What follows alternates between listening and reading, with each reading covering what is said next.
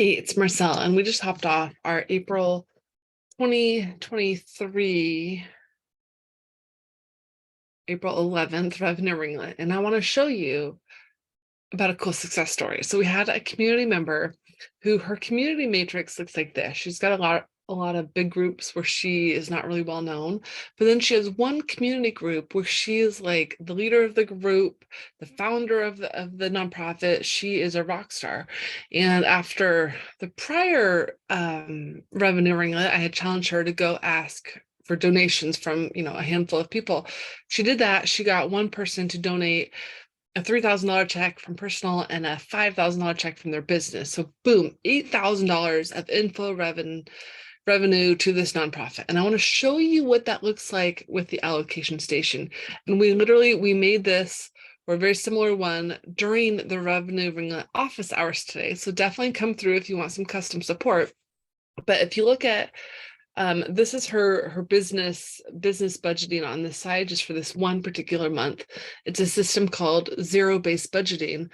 But for her, starting balance, there was money in the account. That client brought in $8,000. Boom, huge influx of sales.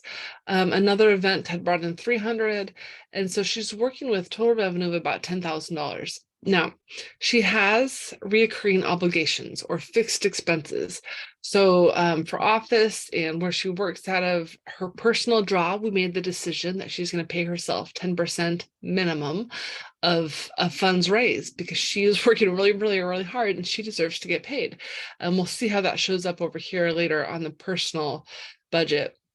Expense number one, expense number two, accountant was double for some reason, so she's going to check in with that.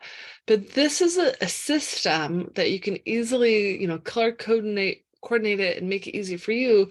But from her obligations, she now has $8,468 to work with, right? From the actual, like what's really happening right now.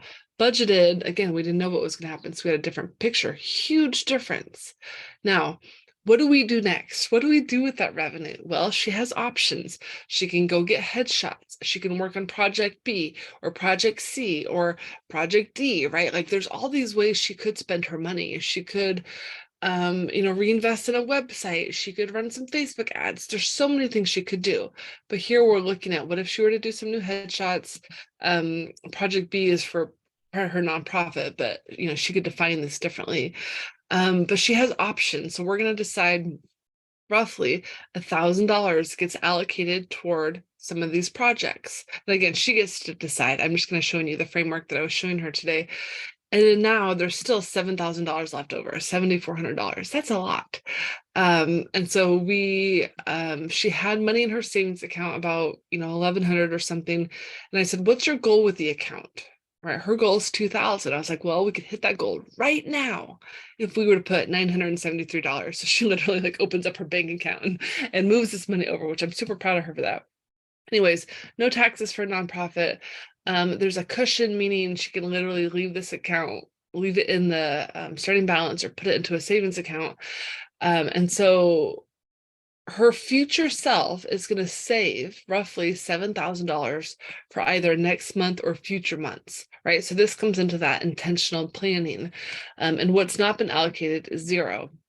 This is what we call a zero-based budget. Now, if this number had been, $2,000, a lot of this wouldn't have happened, right? So the reason we're doing paycheck budgeting is you budget per paycheck. So whether you have a $10,000 month or a $2,000 month or a $20,000 month, you have options. Now, on the right side here, I'm looking at personal budgeting. Now, she said I could share some of this stuff with her. I've edited some things, but starting balance, I actually made this up. I don't know exact situation here, but this draw came from over here, 8% of this. Now, total inflow for her for that month, and she's got another project where she made $1,800 personally. So nearly $3,000 inflow to her personal checking account, right? That's great. Now, looking at reoccurring obligations, the way her and her spouse have it set up, she only has to do certain things. So for her, the reoccurring obligations may look different than yours, right? Credit card one, bill XYZ. Again, I made some of this stuff up. Expense ABC, right? Maybe she's paying down some debt or a prior obligation. That's $770. She's being responsible and meeting those obligations. That's great. Now, she still has $2,228 to work with. So what do we do? Now, again, let's go back to what are her options? Instead of situations to explore, I'm calling it spending options. But this idea that you have options. Could she get a babysitter for a couple $100? Could she get new clothes? Yes. Could she put, $100 into a travel jar for, some beautiful tropical island? Yes. She has options. I don't think we even finished this, so this is me just making stuff up, but I want to show you the process in the allocation station when you're thinking about real life data. How do you make choices? So for here, this example, we allocated $480, leaving her still with $1,748. So again, future funds, future her, right? What does she want to be able to do next month or a year from now or long term? Emergency funds, let's beef that up a little bit. Let's put $300 earmarked for that. Generosity and fun. Maybe she wants to have a girls' night or she wants to, help a family in need. She has options. A cushion, 148, definitely always leave something in there. And then estimated starting balance for next month. She's starting the next month as of today with still $1,100. So that's huge, right? She's not starting at zero. She's starting with a cushion with some money in there. What's not allocated, zero. And again, the allocation station, you get to choose and decide what are your recurring obligations? What are your options? What situations do you need to explore? And then what about your future self, right? So you in a year, you in 30 days from now, what do you want to have access to? So I hope this was helpful, but I do want to connect it back to it started with she had built a great, remarkable community and going to get that $8,000. It wasn't like she just stood out in the street and said, hey, please donate to my cause. She's done a lot of other things with video and social media and the community, but now she's built up a great reputation. She has options. So I'm going to give you an attachment to this file so you can edit it.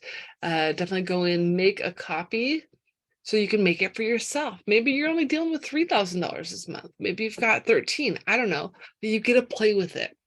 So if you haven't yet watched Module 6 in the allocation station, this is the type of decision making that you get to do. And again, it takes a little bit different thinking. It's not about expansion and growth and popularity and promotion.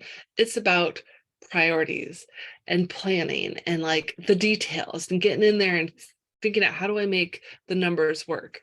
So let me know if you have questions and definitely show up for the next office hours, always on the 22nd and the 11th of every month, and hope to connect soon.